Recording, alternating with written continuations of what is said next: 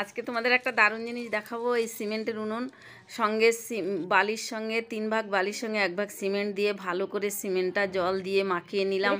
একদম মাটির মতো মাখিয়ে প্রথমে বালতির মধ্যে প্লাস্টিক পাতিয়ে তারপরে আমি সিমেন্টগুলো আস্তে আস্তে ভিতরে একখানা প্লাস্টিকের কোটো, রঙের কোটো বসিয়ে তারপরে চারিদিক দিয়ে দিলাম। পুরো বালতির শেপ আনলাম, এনে এইবার 3টে জিগ দিয়ে দিলাম, মানে উনুনের 3টে জিগ দিয়ে দিলাম। দিয়ে এইবার পুরো উনুনের শেপ করে নিলাম।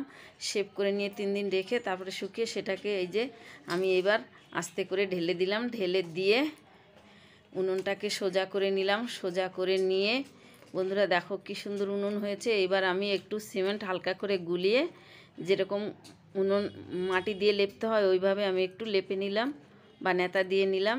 নিয়ে আমার পুরো সিমেন্টের উনুনটা একদমই সুন্দরভাবে ভিতরে একটু ভালো করে লেপে নিয়ে একদম পুরো সুন্দর করে